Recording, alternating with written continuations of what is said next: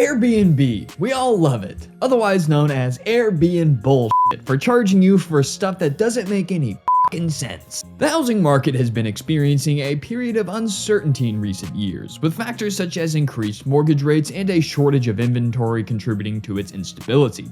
Now, it seems that the popular short-term rental platform Airbnb may also be facing challenges. Recent data from All the Rooms suggests a significant decline in revenue per listing for Airbnb hosts, raising concerns about the potential impact on the housing market as a whole. In this video, we'll explore the validity of these claims and delve into the potential implications for both Airbnb hosts and the real estate market. All that coming up.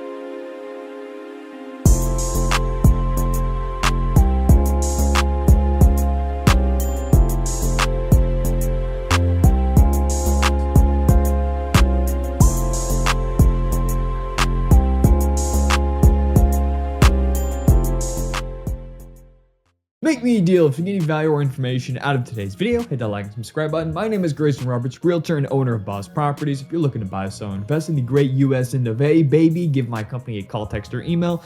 And a long-term BUST Property sponsor, Webull, is going to pay you to sign up for their free platform. That's right. They're going to give you 12 free stocks just for signing up for my personal favorite free online stock brokerage. Click the link in the description, create an account, put as little as $1, $1, $5 million into your account. It doesn't matter. Fund your account with any amount. They're going to put those 12 free stocks in your brokerage account. You can sell by the dip, make more money, or cash them out into your bank account and not give it to Airbnb. Anyway, let's look at the data on Airbnb and look at its decline. According to the data sourced from All the Rooms, several popular vacation spots in major metro areas have experienced substantial drops in revenue per available listings between May 2022 and May 2023. Locations such as Sevierville, Tennessee, Myrtle Beach, South Carolina, and Asheville, North Carolina have seen revenue declines of at least 42%. 42%, folks. Even major cities like Phoenix, Austin, Nashville, Denver, New Orleans, and Seattle have witnessed revenue reductions of more than 35% during the same period. A revenue reduction of 35% could be your entire cash flow. Maybe not even that. You might be making 15%, which is a really good return on your investment for an investment, right? So 35% means that you're probably losing money on your business, in your Airbnb business, your mortgage payments, whatever. 35% loss in revenue. That's a real thumb up the butt, knuckle deep. However, it is important to note that there is some disagreement regarding the accuracy of these figures. Jamie Lane, the chief economist and senior vice president at AirbnB, a data platform specializing in short-term rentals, argues that the data from All the Rooms is inaccurate. According to Lane, while revenues per listing for Airbnb have indeed declined in 2023, the drop is only slightly above 3% rather than the reported 40% or more. Airbnb itself has also disputed the data, of course they would, stating that it is inconsistent with their own findings. The company reported a 19% increase in nights and experiences booked during the first quarter of 2023 compared to the previous year. So if Airbnb goes Airbnb bust, let's talk about the potential consequences for the housing market as a whole. The decline in revenue per listing for Airbnb hosts could have significant implications for the housing market, particularly if struggling Airbnb owners decide to sell their properties. According to data shared by the CEO of Reventure Consulting, the short-term Airbnb and VRBO rentals in the United States actually exceeds the current number of homes available for sale by approximately 380,000. This significant supply-demand imbalance, coupled with declining revenues, may lead to a decrease in home prices. If you flood the market with homes, it's gonna drop in price.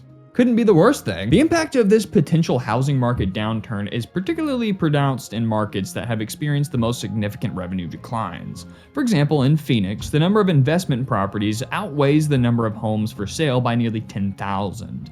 The situation is even more extreme in Sevier County, Tennessee, ironic, where there are almost 10 short-term rentals for every house on the market. So let's talk about the fate of Airbnb owners. The repercussions of the revenue collapse in the Airbnb market are likely to vary for different categories of hosts. The newbie owners who entered the market in the past 1 to 2 years and purchased properties at higher interest rates may face the greatest challenges. These owners, burdened with high monthly payments and thin profit margins, may be forced to sell their property as a result of the downturn. On the other hand, the more experienced hosts who invest in Airbnb properties before the pandemic at lower mortgage rates in great locations may have greater financial stability and be better equipped to weather the storm. Listen, Airbnb is just like any other long or short-term rental investment property. It depends on you and the deal. You can still go buy an Airbnb today with 7% mortgage rates and historic high home prices and make it work if you have a great location, offer great hosting, and just overall provide a good product where there is high demand. It's simple business, right? It's not as easy as just buying a random place that's in a decent area and then Airbnb-ing it out and expect it to be successful. Anyway, let's debate this collapse. Is it even real? His hypothesis of an imminent collapse in the Airbnb market has gained attention. It's not without its skeptics. Economy Jamie Lane argues that the decline in revenues per listing should not be equated with the collapse. He points to AirDNA data that shows more modest revenue drops, such as 9.4% in Sevierville and only 3% in Phoenix. Lane suggests that the decline in revenues is expected but not catastrophic, and that overall revenue earned by short-term rental hosts and property managers in the US is projected to increase by 13% in 2023. So let's explore alternative perspectives. As the debate of the potential collapse of the Airbnb market continues, it is worth considering alternative perspectives on the future of short-term rentals. One such perspective comes from Lee Gonzalez, co-founder of L&L Hospitality, a company that operates hostels in the United States. Gonzalez believes that the rise of Airbnb has paved the way for hostels to thrive in the US market. While hostels have traditionally been stigmatized, Gonzalez argues that younger travelers who were raised with Airbnb and are more open to shared spaces may be more receptive to the hostel model. By offering affordable, clean, and well-managed accommodations, hostels can provide a competitive alternative to Airbnb for budget-conscious travelers. So let's talk about this competitive landscape, because Airbnb is extremely competitive. In addition to the potential rise of hostels as an alternative to Airbnb, legacy hotel brands are also vying for a share of the short-term rental market. Hilton Hotels, for example, recently aired a commercial targeting disgruntled Airbnb users, emphasizing the reliability and quality of traditional hotel rooms, and you can't really argue with that.